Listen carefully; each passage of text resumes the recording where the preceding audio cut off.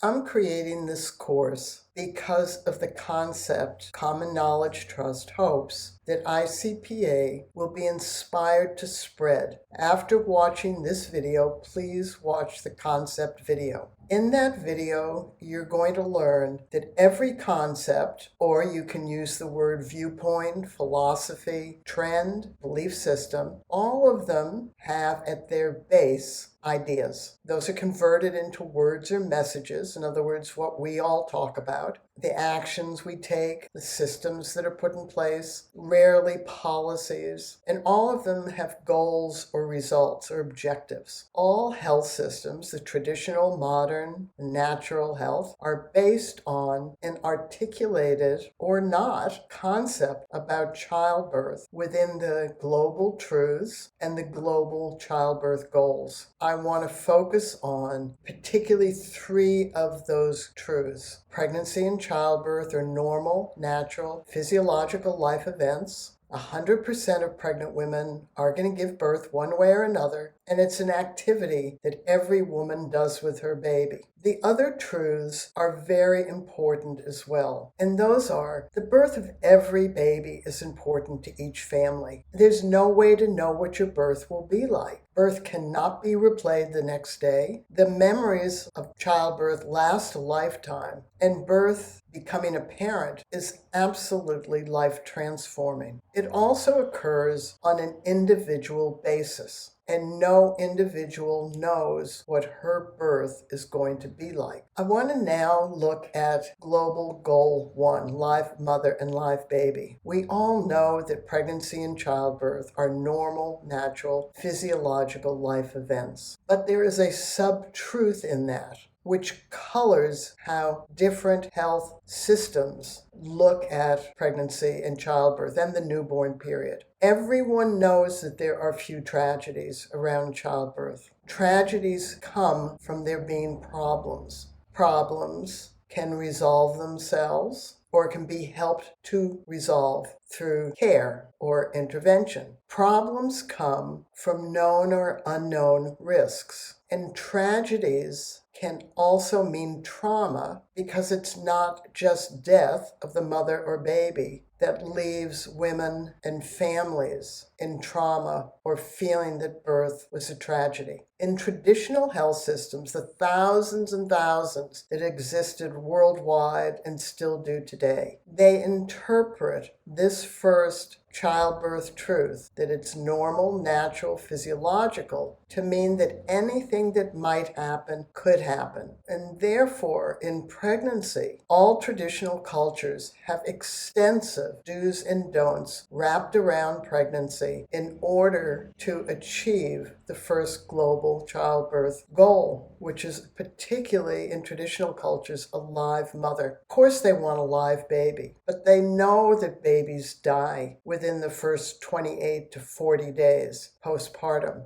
Their focus is on having a live mother. Traditional cultures all recognize that 100% of pregnant women are going to give birth one way or another. They also recognize that giving birth was an activity, and all of them, until recently, labored and had a vaginal birth, because all of life was an activity until the modern era when we could replace our activities with machines. And traditional cultures all recognized the sub-truth. They knew there were few tragedies or traumas. They knew that those came from problems, and they tried to resolve problems, and they knew that problems stemmed from known or unknown risks. The modern medical system is like the traditional health systems. They interpret the phrase that pregnancy and childbirth are normal, natural, physiological life events to also mean that anything that could happen might happen. And this is why they use assessments, monitoring, and procedures. And they continue to do that in birth because they recognize that there are few tragedies, and they want to prevent the tragedies by dealing with the problems,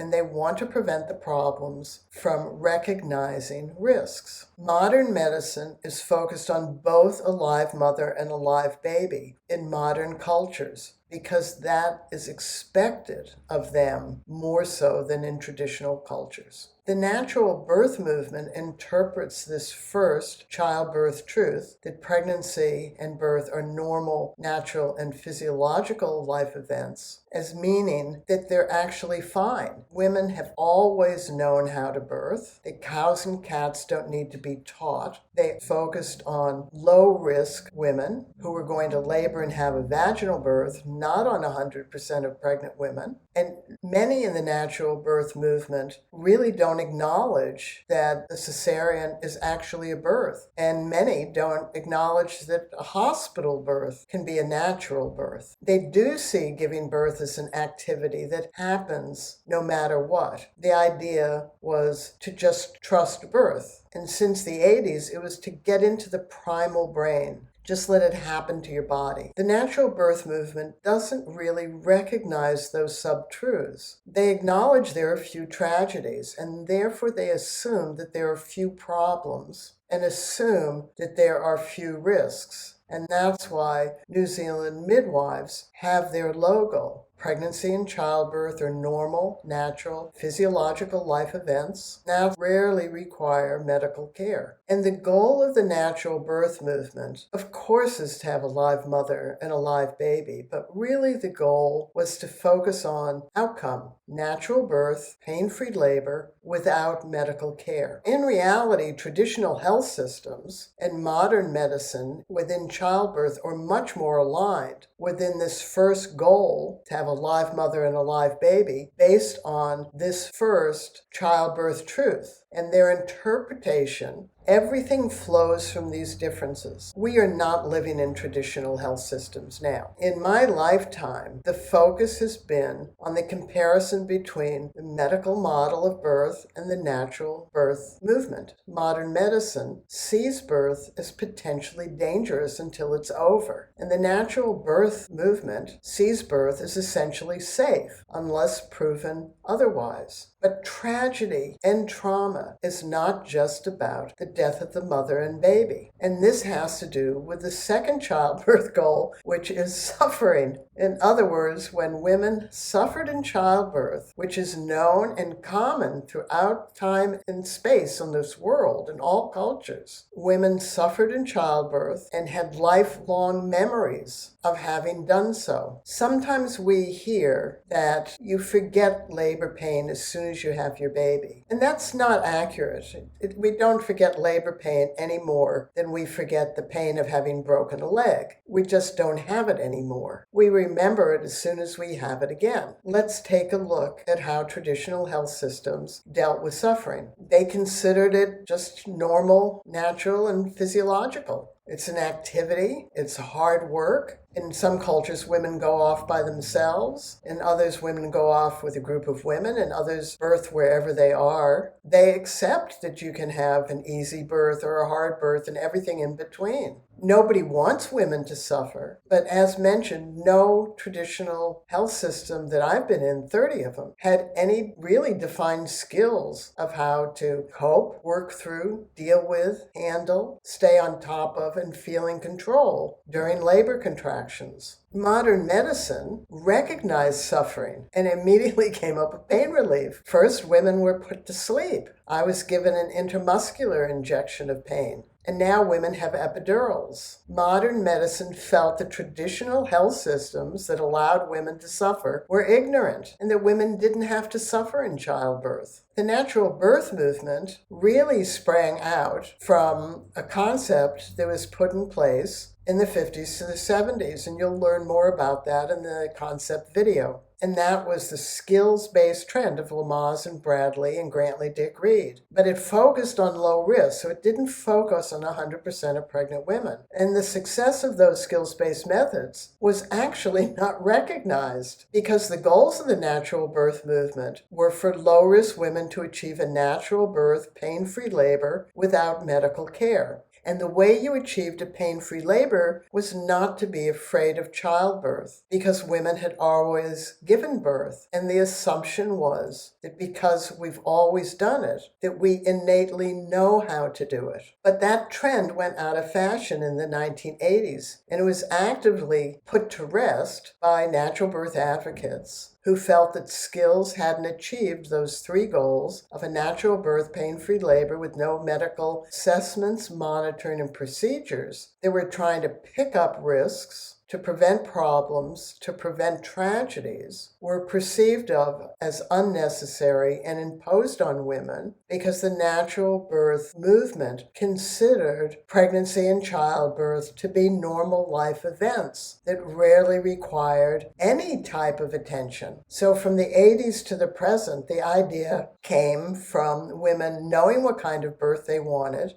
and being able to choose the type of care they wanted, expecting care providers to give them the birth they wanted, to leave women alone to discover birth, that coaching was no longer acceptable, only supporting a woman's choices, and once again focusing on those three goals. It had nothing to do with suffering. It had to do with natural birth, pain-free labor without medical care. The concept that we're asking ICPA to put into place has a very strong focus on this global childbirth goal. But the focus goes further than just not suffering. The focus is for 100% of pregnant women who will do the activity of birthing their baby to self-learn skills so they can work through the activity of birthing their baby, no matter where birth occurs, no matter the circumstances, no matter the belief systems of the pregnant woman, no matter her choices, lack of choices, her choices change, and no matter what happens to her or around her. In other words, what the childbirth trend showed us in the 50s to the 70s was that pregnant women who used any level of skills felt they birthed better. So let's look at recovery. Traditional cultures pretty much everywhere really do isolate women for between 28 and 40 days, that postpartum period. The life of the mother was much more important because these communities are small and don't have a lot of childbearing women. And all cultures throughout time and place until the advent of immunizations and antibiotics expected to lose between 20 and 30% of children between birth and the age of 5.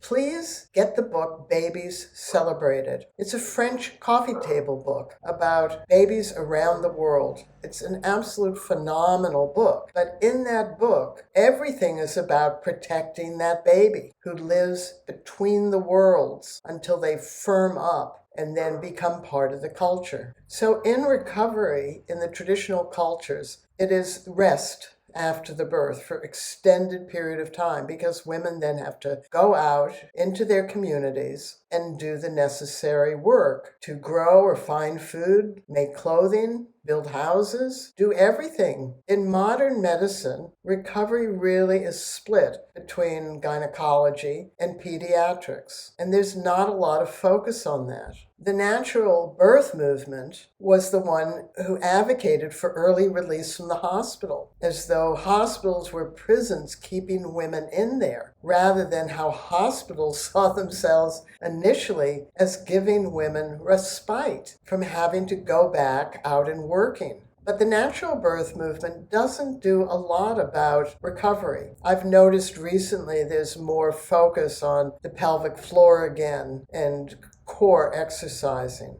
And they are beginning to recognize this huge rise in shame, blame, guilt, disappointment, anger, and tabs that has grown since the choice-based childbirth trend was put in place in the 1980s. It really didn't exist prior to that. And it exists now because women aren't getting the birth they wanted. They feel they lack choices or choices change. And because they lack skills, they're not left with anything that they can do or use. They often feel they're not involved in informed consent. And they don't like mannerisms of the people who are attending them. So they don't really do much around recovery. But let me reiterate that this concept that birthing better families developed in the early 1970s arose because there was a skills-based method and drilled down because skills were removed and replaced with choices. So birthing better families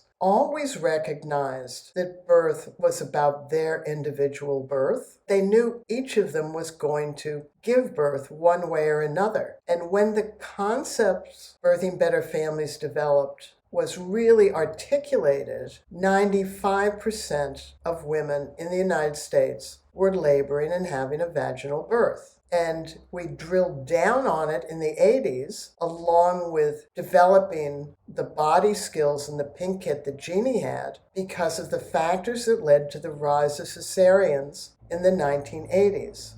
We now want to bring this concept that it is normal and natural and beneficial for all expectant families to self-learn birth and birth coaching skills when they are pregnant, and then use those skills to work through the activity of birthing their baby. Because another global truth is you do not know what your birth will be like. And for a moment in history, that truth was followed by Lamaze and Bradley and Grantley Dick Reed. Learn some skills, because families wanted to bring skills into another global childbirth truth. You never know what your birth is going to be like. And that truth worldwide has been followed by there's nothing really you can do to prepare for it, except the do's and don'ts in traditional cultures, the assessments, monitoring procedures in modern medicine, and just trusting it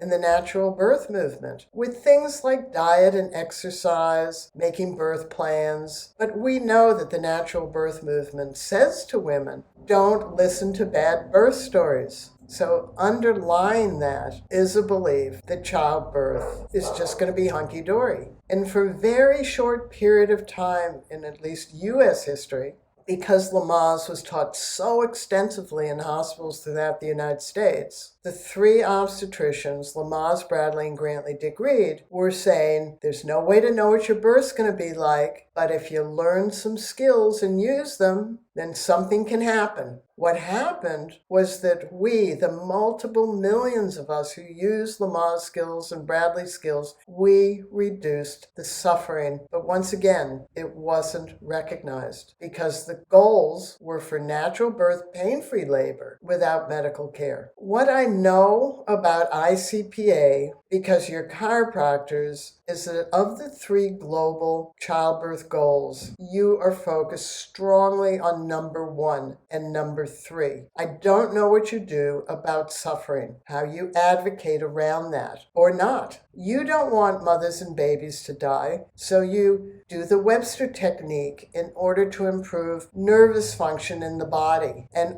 align babies. And because in traditional cultures, their one primary fear is a stuck baby that doesn't come out. Knowing that or not, you are focused on a live mother and a live baby, and deeply focused on goal 3, recovery for the mother and baby, short, medium, and long term. Common Knowledge Trust and Birthing Better Families have always been focused on 1, 2, and 3 of the global childbirth goals. Of course, we wanted a live mother and a live baby. We didn't want a stuck baby. Families didn't want to suffer. They had a taste of non-suffering with Lamaze and Bradley. They just wanted to improve on it, and they wanted to recover. And they found that by preparing the body first for birth and working through birth, that they had less issues after birth. And this is why Common Knowledge Trust is offering this 2-year pilot project that has 2 phases. The first phase is to get more families self-learning skills now with a variety of skills-based methods available. And in the second phase, having them self-learn the pink kit or the body skills of birthing better so that they can couple self-learned skills with the professional skills that you are offering them. So once again, please watch the video on childbirth concepts.